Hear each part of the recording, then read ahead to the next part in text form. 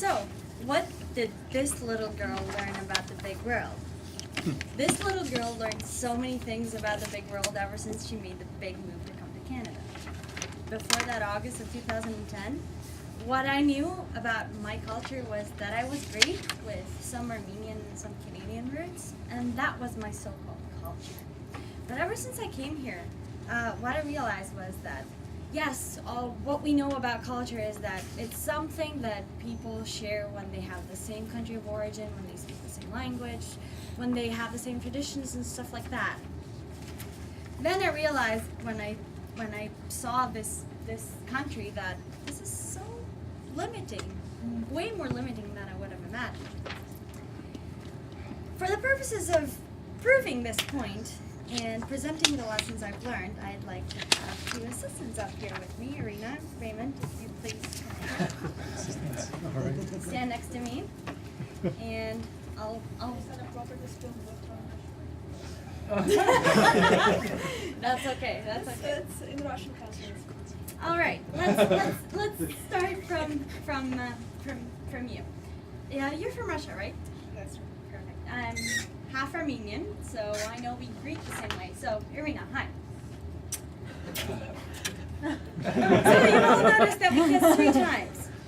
Okay. As I said, not just Russia and Armenia have that. It's other countries in the world as well. Polish. Now let's there. Yes, you never kissed me like that. What's going on? I feel gypped now. Let's try this once more.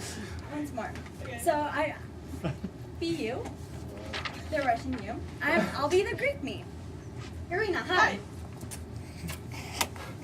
Ah. See? So this would always happen even in Greece when I'd meet and greet my dad's full-blown Armenian aunts. There. Oh, sorry, Thea. Oh, sorry, forgot. Third time. It happens every week when we go for a coffee. Exactly. So even when living in Greece, because of my culture, and my background and the differences, I'd still have challenges like this. Let's move on though. Raymond, hi.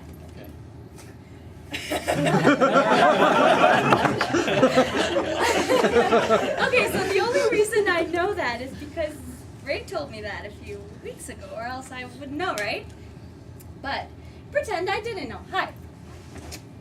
So he's taken aback. I don't know what I'm talking about. So he's a little taken aback, but He looks happy. he's a little surprised. He's a little awkward, but let's kick it up a notch. Oh my. Oh. Let's kick it up a notch. Let's pretend I'm Inuit. Do you all know what that is? You do, right? I didn't. I learned recently the word. So let's pretend I'm Inuit and I haven't really traveled. So all I know is my own culture.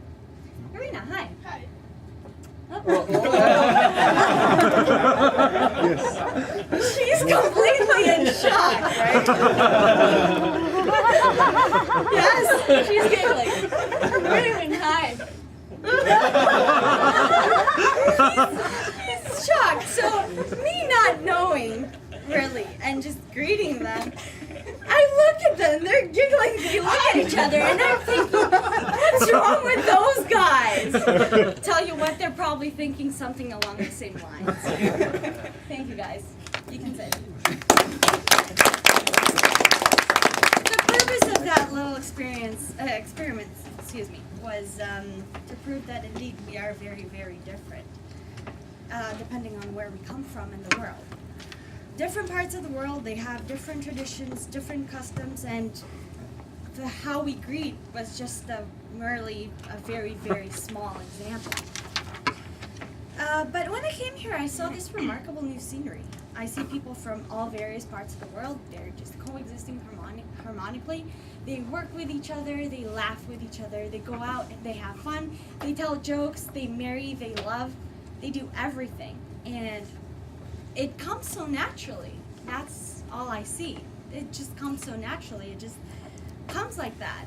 They seem to they enjoy keeping their traditions, but at the same time they enjoy blending in with each other. They're what I call people of the world.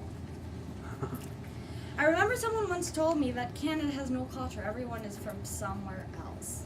I realized that after all I'm seeing, the conclusion that I came to conclude into was that this was so unjust. It was such a underestimation, basically. Through its multiculturalism, Canada achieved a unique homogeneity. And homogeneity is a fundamental word of describing culture, isn't that right? Being homogeneous, being the same. So somehow a brand new fresh culture emerged from the depths of diversity. Maybe this derives from one amazing paradox, because it's really a paradox. All the people here share one thing in common that brings them together, and that is they come from somewhere else. So it is a little bit of a paradox, but it's still something in common. Now this is what I call a real miracle.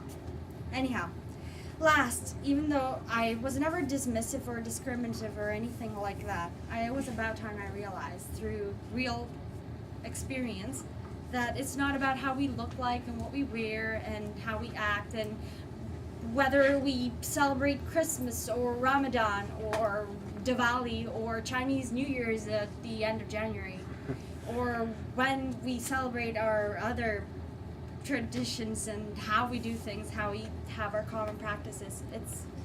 It doesn't have to do about that, and it doesn't depend on the language that comes out of our mouths, but the language that comes out of our hearts.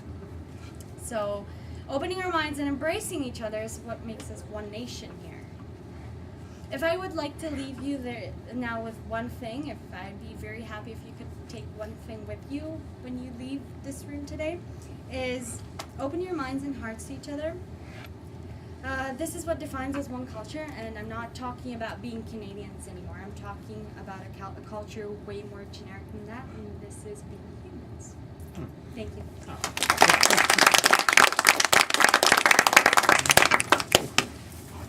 See, I love various speech. They're always like exciting stuff. Yeah. Please take a minute to fill out the speech evaluation form.